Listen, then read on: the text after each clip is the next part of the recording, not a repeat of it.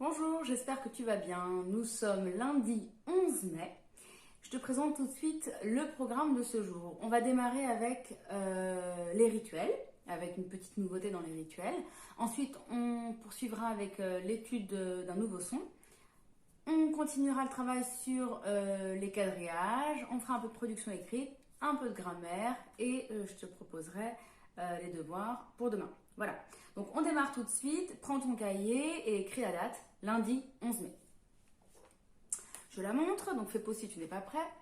La voici, lundi 11 mai. Très bien. Alors, je démarre tout de suite avec le calcul mental. Aujourd'hui, ce que je te propose, c'est de prendre ta frise. Donc là, je sors la frise que je t'avais envoyée.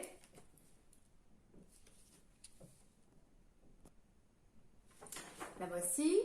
Et donc, tu vas également la préparer et je vais te donner des nombres que tu vas devoir pointer sur ta fiche. D'accord? Donc, moi, je vais t'annoncer un nombre et toi, tu devras le repérer sur ta fiche. Je rappelle que nous avons étudié les nombres de 0 à 80. D'accord? Donc, tu dois connaître les nombres pour le moment de là à là. D'accord? Alors, je commence. Premier nombre, 36. Pointe le nombre 36. 36. Je donne la réponse.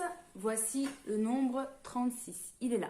D'accord? Donc, en principe, 30, tu entends 30, tu te rends immédiatement au rang des trentaines. Donc là, c'est la famille des 30. 30 et tu cherches 6. Donc, tu avances de 6 unités, 6 pas. C'est là. D'accord? Je te donne un deuxième nombre. 57. 57. Cherche et pointe le nombre 57. Je vais le montrer, j'espère que tu es prêt.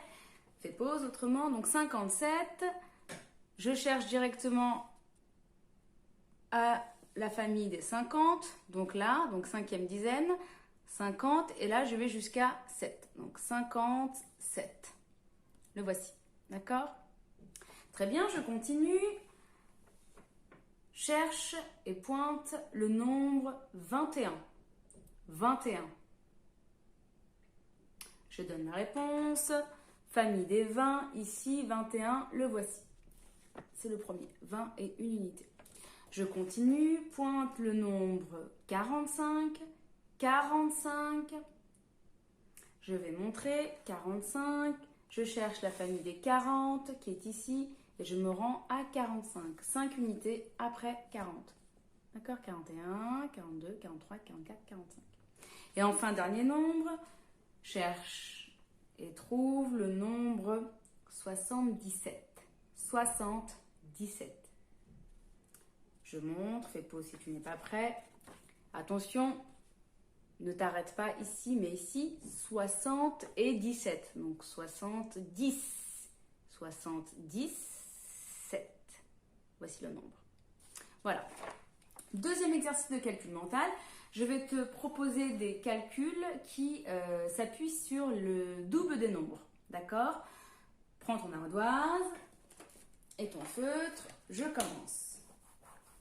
2 plus 2. Donc le double de 2. Le double de 2, c'est 2 plus 2. La réponse est, je donne la réponse, 4 bien sûr. Je rappelle que le double d'un nombre, c'est 2 fois le nombre. D'accord? Donc si je te demande le double de 2, tu dois faire 2 plus 2. Je poursuis. Le double de 4. Le double de 4. Cela veut dire 4 plus 4. Le double de 4. Je donne la réponse. 8 bien sûr. 4 et 4, 8. Je continue. Le double de 1. Le double de 1.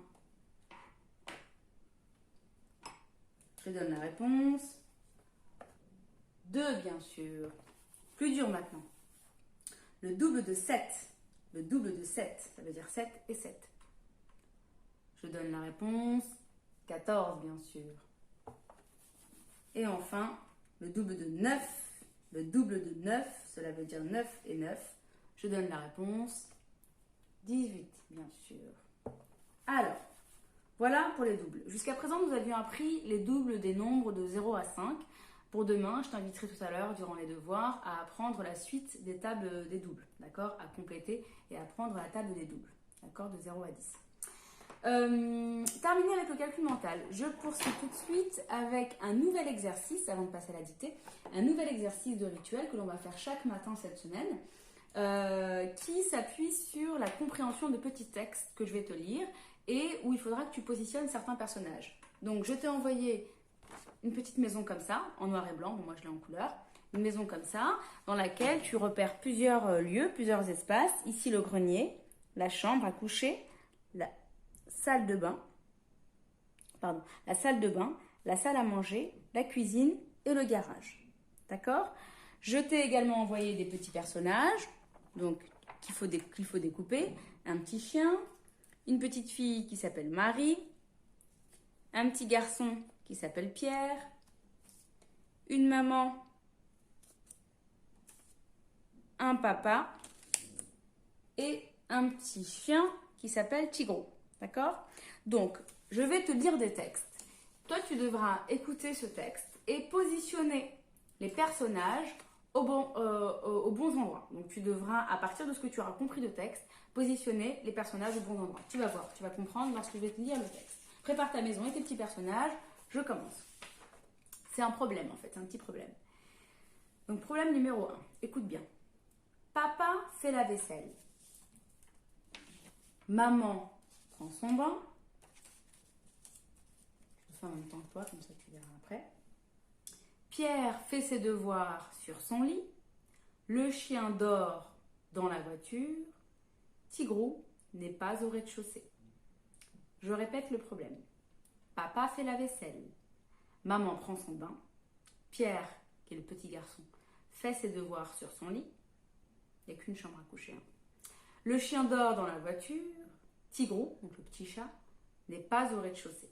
La seule personne dont on ne parle pas, c'est de la petite fille, Marie. À toi de la positionner au bon endroit. Voilà, fais pause et positionne tes personnages au bon endroit. Voici la réponse. Donc, je répète le problème. On te disait, papa fait la vaisselle. Donc là, tu comprends normalement que papa est dans la cuisine. Maman prend son bain. Tu es censé avoir compris que maman était dans la salle de bain. Pierre fait ses devoirs sur son lit, donc le petit garçon est dans la chambre, ici. Le chien dort dans la voiture, cela signifie qu'il est dans le garage. Tigrou n'est pas au rez-de-chaussée, donc il ne peut pas être là. Et comme ici, c'est déjà pris, c'est qu'il est forcément au grenier. Et enfin, la seule personne dont on ne t'a pas parlé, c'est Marie, qui se situe ici, dans la salle à manger. Voilà, par déduction. Ok? Donc chaque jour, je te proposerai un petit problème comme celui-ci. Il faudra que tu positionnes les personnages. Pour aujourd'hui, exceptionnellement, je te donne 2. Celui-ci, c'était pour t'aider à t'entraîner. On va en faire un deuxième tout de suite. D'accord? Donc, enlève tes personnages. Et je vais te lire tout de suite un second problème. Donc, il faudra que tu positionnes les personnages aux bons endroits. D'accord? Je rappelle une petite chose. C'est que dans chaque pièce, il ne peut y avoir qu'un personnage. D'accord? Je lis le second problème. Écoute bien. Maman fait son lit. Papa répare la voiture. Marie fait la vaisselle. Pierre est au grenier. Tigrou dort dans la baignoire. Donc là, on ne te parle pas du chien. À toi de comprendre où il est. Maman fait son lit. Papa répare la voiture. Marie fait la vaisselle. Pierre est au grenier. Tigrou dort dans la baignoire. Fais pause et positionne tes personnages au bon endroit. Voici la réponse. Je rappelle que Pierre est le petit garçon, d'accord, et que Marie est la petite fille. Ok? Donc, maman fait son lit. Donc, elle est dans la chambre. Papa répare la voiture. Il est dans le garage. Marie fait la vaisselle, donc la petite fille est dans la cuisine. Pierre est au grenier, le petit garçon est au grenier. Tigrou dort dans la baignoire, donc le chat est dans la salle de bain. Et enfin, le chien, dont on n'a pas parlé, est dans la salle à manger. Voilà pour aujourd'hui. Pour ce petit exercice qui est un exercice d'inférence, c'est-à-dire c'est un exercice qui consiste à voir comment tu comprends le texte, si tu comprends le message, le sens qu'il y a derrière le texte, d'accord? Ce qui suppose de faire des déductions, d'accord? D'écouter et d'interpréter en fonction de ce que je dis. Voilà, je termine les rituels avec la dictée. Donc, dictée de mots du jour, donc de mots-outils, pardon. Tu prends ton cahier et je vais donc te donner les 6 mots de la dictée, d'accord? Premier mot, prépare-toi. Premier mot, celui-ci. Celui-ci.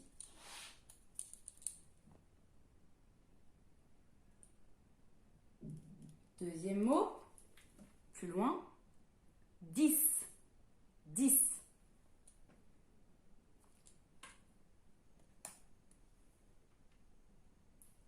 Troisième mot, est-ce que? Est-ce que?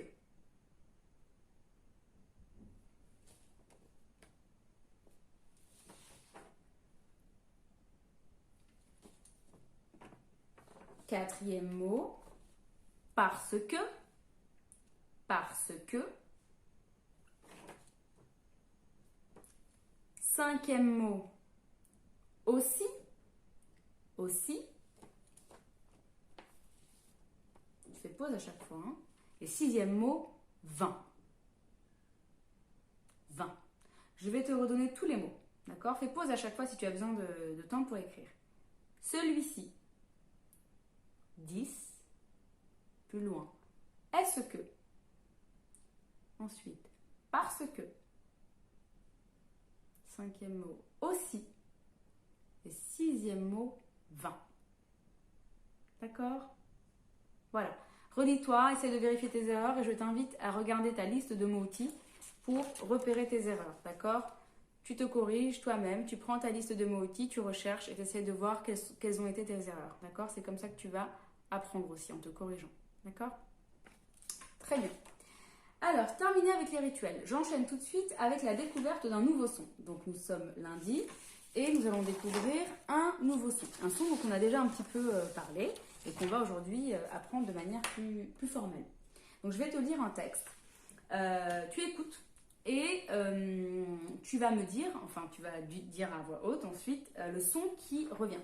D'accord? Je commence. Donc, normalement, tu l'as eu ce texte aussi, je t'invite à l'imprimer. Buse, suis la lecture avec moi, pardon. Buse rusée, bel oiseau, dans le ciel azur, scrute le gazon, guette l'horizon.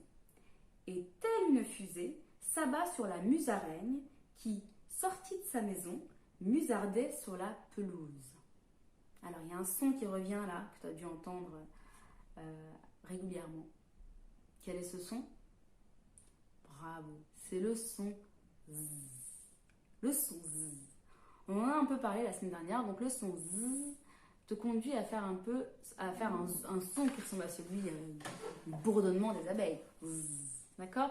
Donc, à ne pas confondre avec le S qui te conduit à positionner de la même manière ta langue et tes dents. Mais le son Z est un son qui fait vibrer les cordes vocales. Voilà, et qu'il ne faut pas non plus confondre avec le son J. D'accord? J qui lui normalement fait que ta bouche est plus ouverte. Voilà, donc J à ne pas confondre avec Z. D'accord? Alors, je t'invite à essayer de faire plusieurs fois Z, premièrement, et ensuite à proposer 1, 2 ou 3 mots qui contiennent le son Z. Vas-y, tu fais pause et tu proposes des mots qui contiennent le son Z. Je vais en proposer ensuite de mon côté. Alors, je vais t'en proposer certains. Dans le texte, il y en a plusieurs. Donc, le mot oiseau, oiseau. Hein, le mot maison, maison. Le mot gazon, gazon, donc c'est l'herbe. Le mot pelouse, pelouse. Voilà. Le mot 12, le mot 13. Voilà. Tous ces mots contiennent le son Z. D'accord? Alors, voilà pour la découverte orale du son. On va aller plus rapidement cette semaine, comme on a déjà abordé ce son et qu'on va l'aborder encore à nouveau. On va directement aller sur la fiche d'exercice. Donc, le son Z, tu verras quand on apprendra le geste qui est associé à ce son que c'est comme le S. Donc le S faisait ça, le geste. Et là, c'est un mouvement beaucoup plus rapide, un peu comme le mouvement d'un serpent. D'accord? Donc, entoure les dessins lorsque tu entends le son Z, d'accord? Le Z comme dans pelouse, comme dans oiseau, comme dans maison, d'accord? Donc, ici, c'est une punaise, la télévision, un journal, une valise, une gazelle, une rose, une cage, une fusée, 12, un garage, d'accord? Donc, attention, ne confonds pas Z et j. Tu vois, dans j, le son vient avec l'aide aussi des joues. D'accord? Deuxième exercice, tu coches la syllabe où tu entends le son z. 15, usine, arrosoir, framboise, agrafeuse. Agrafeuse. Le dessin n'est pas évident. Et enfin, dernier exercice, tu complètes les mots avec les syllabes qui te sont proposées ici. Donc là, les syllabes contiennent le son z, mais écrit avec un z. D'accord? Nous avons déjà vu la semaine dernière que le son z pouvait être également produit par le s lorsqu'il se situait entre deux voyelles. Donc là, on ne te propose que le son, la graphie avec un z, qui contient un z. Donc un zèbre, un lézard, 13, le zoo, 0, Zoro, 15, le gazon. D'accord? Allez, bon travail.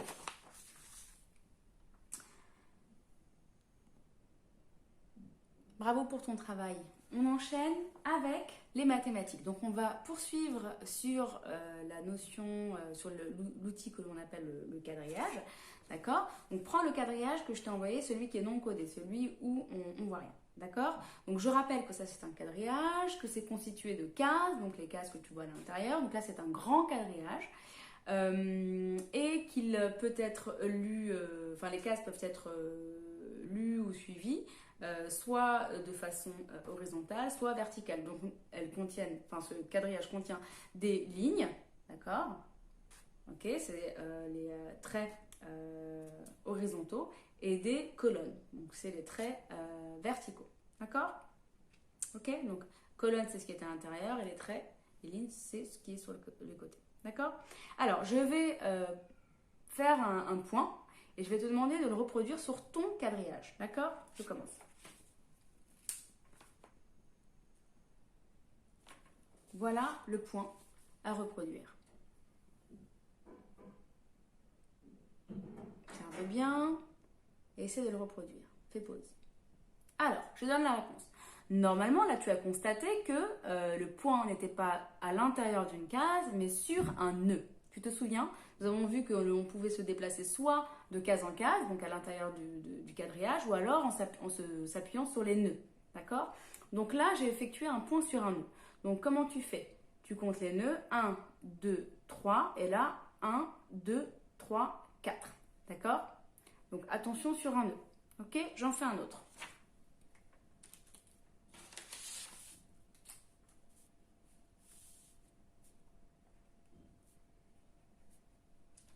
Donc, voici, en rouge cette fois. N'hésite pas à faire toi aussi en différentes couleurs.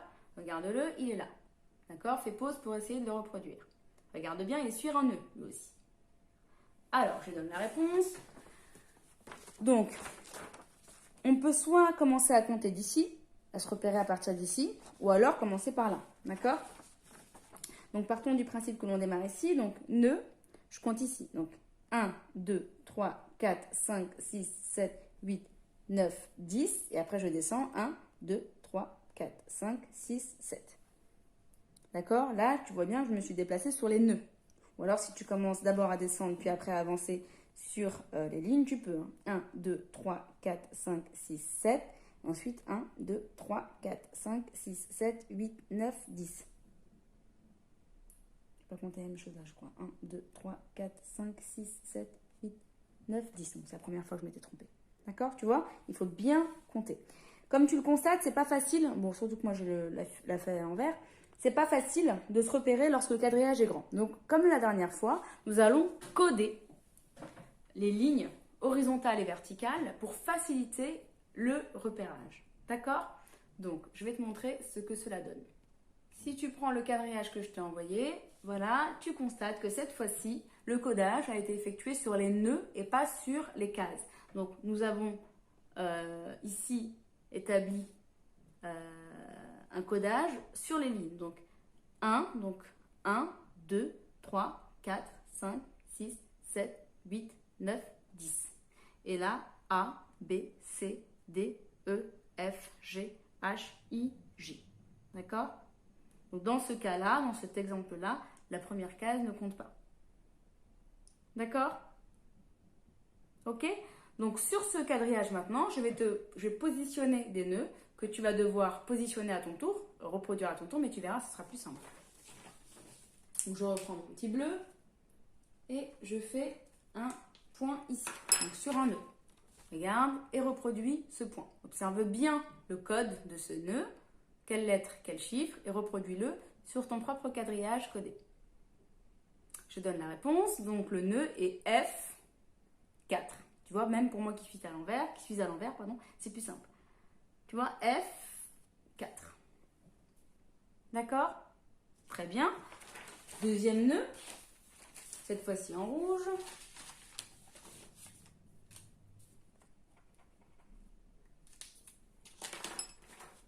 Regarde bien, fais pause et reproduis à ton tour le point sur le bon nœud. Je donne la réponse. Donc, la lettre est I, tu vois, c'est sur la ligne du I. Et le chiffre auquel il correspond, je vérifie bien, pour ne pas dire de bêtises, 6.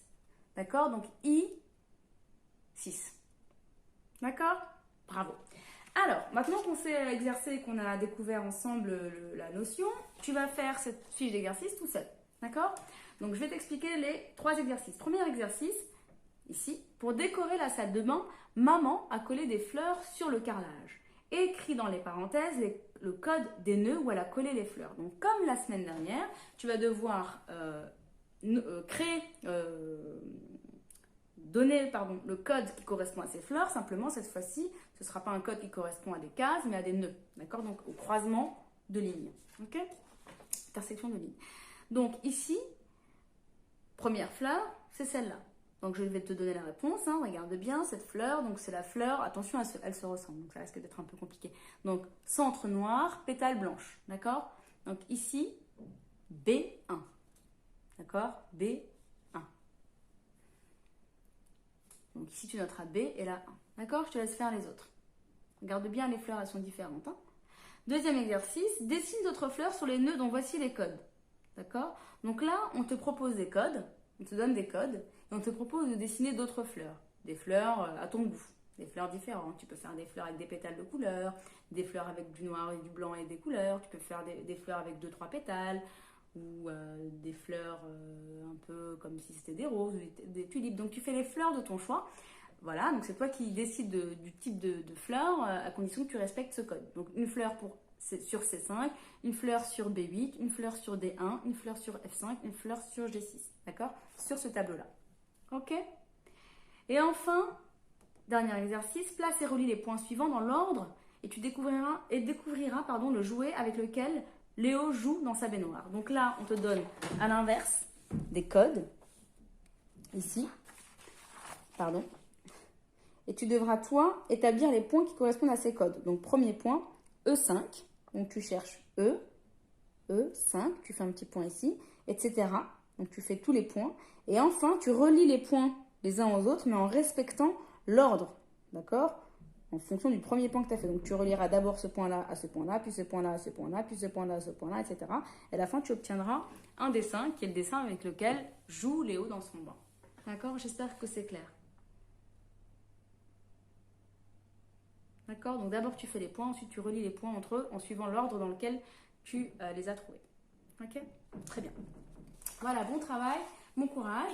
Je vais passer à la grammaire. Donc grammaire, nous avons vu la semaine dernière, nous avons abordé 2 autres pronoms personnels. Le pronom personnel tu, qui est celui qu'utilise le locuteur lorsqu'il s'adresse à une seule personne, et le pronom personnel vous, qui est celui qu'on utilise lorsqu'on s'adresse à plusieurs personnes. Tu manges avec moi? Je m'adresse à une personne. Vous mangez avec moi? Je m'adresse à plusieurs personnes. As-tu bien travaillé? Je m'adresse à toi, élève. Avez-vous bien travaillé? Je m'adresse à ma classe d'élèves, à plusieurs élèves. D'accord? Là, je te propose un petit exercice. Voilà, donc tu as reçu cette fiche, 2 exercices. Observe les dessins, puis complète les bulles. D'accord? Donc là, on te dit par exemple, on te donne 2 petits exemples. Vous partez à l'école, donc une mère ou une femme s'adresse à 2 enfants. D'accord? Vous partez à l'école, ils sont 2. Ici, tu pars à l'école, la même dame s'adresse à un enfant. D'accord? À ton tour de compléter. Là, une femme s'adresse à un enfant Elle lui dit, pars au tennis. À ton avis, qu'est-ce qu'il peut bien avoir écrit ici? Tu ou vous? Et là, partez au tennis. Qu'est-ce qu'elle peut bien vouloir dire ici? Tu ou vous? Donc, il faut que tu complètes les deux bulles, soit par tu, soit par vous. D'accord? En fonction du nombre de personnes qui est en face. Ok? Ici, deuxième exercice, c'est à peu près la même chose, simplement tu devras faire la phrase en entier. D'accord? Donc là, le petit garçon s'adresse à un autre. Là, le petit garçon s'adresse à plusieurs autres enfants. Donc là, l'enfant auquel il s'adresse est seul. Là, ils sont deux. Donc, la façon d'interpeller le ou les enfants va être différente. D'accord? Donc, soit tu, soit vous. Simplement, là, tu devras écrire la phrase intégralement. D'accord? Donc, il leur demande s'ils ont froid. D'accord? Donc, tu as froid ou vous avez froid ou tu as froid. À toi de savoir comment tu l'écris. Petite information importante. Quand on s'adresse à deux personnes, ça finit par « et », comme dans « vous partez », EZ. D'accord? Voilà, bon travail, bon courage. Terminé avec l'exercice. Quand tu auras terminé, je t'invite à coller cette leçon que je te propose également aujourd'hui dans ton cahier de leçons bleu, d'accord, avec la précédente leçon de grammaire, d'accord, qui te rappelle les deux conditions d'emploi du tu et du vous, d'accord. Et enfin, dernier travail pour aujourd'hui, production écrite. Je te propose une nouvelle fiche, une nouvelle planche du petit poilu. Voilà, la suite de ses aventures. Tu te rappelles que la dernière fois, il voulait prendre en photo le petit papillon, mais qu'au moment où il a sorti son appareil photo, hop, le papillon s'était volatilisé. Donc là, retour du papillon, sauf que bon, il lui arrive des petites bricoles au petit poilu. Donc, observe ces images et comme d'habitude, je vais te demander de choisir parmi les deux vignettes qui sont là, donc soit les deux, soit une des deux, et de rédiger une phrase. D'accord? Une phrase pour décrire ce que tu vois. D'accord? Tu peux t'aider des mots qui sont là. Ok? Alors ici, j'ai rajouté une petite colonne qui est une colonne qui renvoie aux adjectifs, c'est-à-dire à des mots qui qualifient un état, qui décrivent une personne. Donc là, je vais te lire les 4 colonnes, dont celle-là. Donc ici, première colonne, petit poilu, il, un, le papillon. Deuxième colonne, on y trouve les verbes d'action, donc ce sont des mots qui vont décrire ce que fait, par exemple, une personne. Donc la saute, sourit, court. Troisième colonne, donc c'est la nouvelle colonne où tu vas trouver des adjectifs, donc des petits mots qui qualifient un état, qui décrivent quelqu'un. Donc là, j'ai mis content. Voilà. Et dernier mot après, dernière colonne après, là, j'ai mis des petits mots qui te permettent de faire la connexion entre les phrases. D'accord? Tu peux t'appuyer dessus, mais tu n'es pas obligé de ne faire que cela. Ok? Allez, bon courage pour ton travail. J'ai terminé avec le travail du jour. Pour demain, en devoir, je te propose 2 choses. La première, c'est d'apprendre la leçon sur la grammaire. Et la seconde, c'est ce que je te disais tout à l'heure en introduction. Dans ton fichier de mathématiques, tu vas compléter page 142, pardon, la table des doubles. Donc nous avions commencé à la compléter jusqu'à 5. Donc 0 plus 0 est égal à 0. 1 plus 1, 2. 2 plus 2, 4. 3 plus 3, 6. 4 plus 4, 8. 5 plus 5, 10. On s'était arrêté là. Donc on connaissait les doubles jusqu'à 5, jusqu'au double de 5. Je rappelle que le double est 2 fois le nombre. Donc le nombre plus le nombre. Et là, tu vas compléter le reste. Donc 6 plus 6, donc le double de 6, 12. Le double de 7, donc 7 plus 7, 14, le double de 8, donc 8 plus 8, 16, le double de 9, donc 9 plus 9, 18, et enfin le double de 10, donc 10 plus 10, 20. D'accord? Donc tu vas compléter cette table et la prendre pour demain. Voilà, je compte sur toi. En attendant, j'espère te voir aujourd'hui à notre réunion du lundi. Je te souhaite bon courage pour ce travail, un bon démarrage de semaine, et je te dis à demain ou à tout à l'heure. Au revoir.